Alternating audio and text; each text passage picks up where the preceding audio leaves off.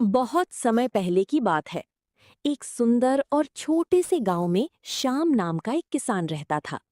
श्याम स्वभाव से बहुत ही सीधा, सरल, ईमानदार और बेहद मेहनती इंसान था। उसके परिवार में उसकी पत्नी रीना और एक छोटा सा बेटा कृष थे। श्याम के पास आजीविका के लिए केवल एक छोटा सा बंजर जमीन का टुकड़ा था। वो जमीन इतनी सूखी और पथरीली थी कि वहां फसल उगाना बहुत मुश्किल था। शाम सुबह सूरज निकलने से पहले ही अपने खेत पर काम करने निकल जाता था। वो दिन भर चिलचिलाती धूप में पसीना बहाता और पत्थरों को हटाता रहता था। लेकिन मौसम की मार और पानी की कमी के कारण उसकी फसल हमेशा बर्बाद हो जाती थी। गांव के दूसरे अमीर किसान अक्सर शाम की गरीबी और उसकी किस्मत का मजाक उड़ाते थे। वे कहते थे कि इस बंजर जमीन पर सिर मारने से शाम को कभी कुछ हासिल नहीं होगा। लेकिन शाम कभी किसी की बातों पर ध्यान नहीं देता था और ईश्वर पर भरोसा रखता था। घर में कभी कभी ऐसी स्थिति आ जाती थी कि एक वक्त की रोटी का जुगाड़ करना भारी हो जाता था। रीना भी बहुत समझदार थी। वो कम साधनों में भी घर को बहुत अच्छी से चलाती थी। एक साल गांव में बहुत ही भयंकर सूखा पड़ा, जिससे नदियां और तालाब सब सूख गए। शाम के खेत की बची कुची मिट्टी भी पूरी तरह से फट गई और फसल की नाम पर सिर्फ धूल बची। एक दोपहर गर्मी अपनी चरम पर थी और लू की थपेड़ी चल रही थी। शाम सुबह से भूखा प्यासा खेत में कुदाल चला रहा था, लेकिन थककर चूर हो गया। उसकी गली में प्यास के कारण कांटी चुभ रही थी और सिर चकराने लगा था। आराम करने के लिए उसने चारों तरफ देखा, लेकिन उसके खेत में कोई छायादार पेड़ नहीं था। थोड़ा सुकून पाने की चाह में वो पास के एक अनजान और घने जंगल की तरफ चल पड़ा। जंगल के अंदर थोड़ी दूर जाने पर उसे ठंडी हवा की झोंके महसूस होने लगे। वहां उसे एक बेहद विशाल, पुराना और चमकीला हरा भरा पेड़ दिखाई दिया। वो पेड़ पूरी सूखी जंगल में अकेला ऐसा था जो पूरी तरह से फूलों और पत्तियों से लदा था। श्याम उस पेड़ की घनी और ठंडी छांव को देखकर बहुत खुश हुआ और उसकी जड़ के पास बैठ गया। पेड़ के नीचे बैठते ही श्याम की सारी थकान और शरीर की जलन गायब हो गई। उस जादुई छांव में श्याम को इतनी शांति मिली कि उसे वहीं पर गहरी नींद आ गई। जब कुछ घंटों बाद श्याम की आंख खुली तो सूरज ढलने की कगार पर था और शाम होने वाली थी।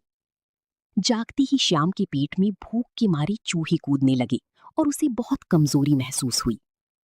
उसने बेबसी से पेड़ की हरी भरी पत्तियों की तरफ देखा और अपने आप से एक बात कही। उसने कहा, काश इस समय मुझे खाने के लिए गर्मा गर्म रोटियां और पीने को साफ पानी मिल जाता। शाम के मुंह से ये शब्द निकलते ही हवा में एक अजीब सी खनक और सरसराहट हुई। पेड़ की एक बड़ी टहनी धीरे से नीचे झुकी और हवा में एक अद्भुत रोशनी चमकी। शाम की आंखों के ठीक सामने जमीन पर एक साफ सुथरा केले का पत्ता प्रकट हो गया। उस पत्ते पर तरह तरह के स्वादिष्ट पकवान, सब्जियां, चावल और गर्मा गर्म रोटियां सजी थीं। उसके ठीक बगल में एक पीतल के लोटे में शीतल और सुवासित जल भरा हुआ रखा था। शाम ये सब देखकर पूरी तरह से सन्न रह गया। उसे लगा कि वो कोई सपना देख रहा है। उसने अपनी आंखें मलीं और डरते डरते भोजन की थाली को छुआ। वो बिल्कुल असली था। भोजन से उठती हुई सुगंध ने शाम की भूख को और ज्यादा बढ़ा दिया था। उसने भगवान का नाम लिया और पेट भरकर उस स्वादिष्ट और चमत्कारी भोजन का आनंद लिया। इतना स्वादिष्ट भोजन श्याम ने अपने पूरे जीवन में कभी नहीं खाया था। भोजन करने के बाद जैसे ही उसने पानी पिया, उसका शरीर नई ऊर्जा से भर गया। जैसे ही श्याम खाना खाकर हटा, वो पत्ता और बर्तन हवा में अपने आप गायब हो गए। अब श्याम को पूरा विश्वास हो गया था कि ये कोई साधारण पेड़ नहीं, बल्कि एक जादुई पेड़ है। वो समझ गया कि ये वही कल्प वृक्ष है जिसके बारे में उसने बचपन में कहानियों में सुना था।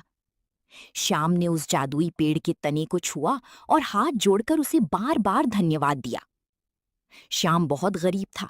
वो चाहता तो पेड़ से सोने चांदी के सिक्के या बड़ा महल मांग सकता था, लेकिन श्याम के मन में कोई लालच नहीं था।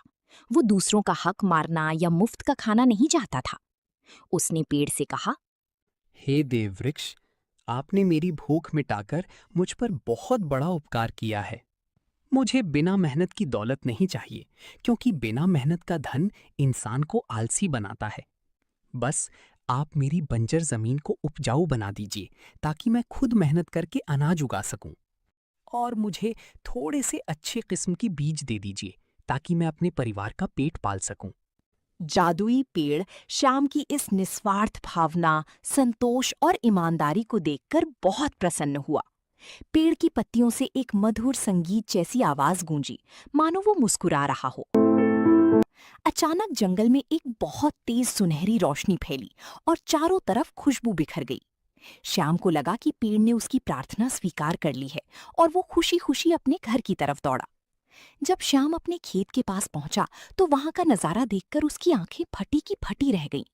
जो जमीन सुबह तक सूखी, पथरीली और फटी हुई थी, वो अब एकदम उपजाऊ और नर्म हो चुकी थी। खेत की मिट्टी का रंग बदल चुका था और उसमें नमी साफ दिखाई दे रही थी। सबसे बड़ी बात ये थी कि पूरे खेत में बेहतरीन किस्म के बीज पहले से ही बोए जा चुके थे। श्याम की खुशी का कोई ठिकाना नहीं रहा। वो खुशी के मारे रो पड़ा और जमीन को चूमने लगा।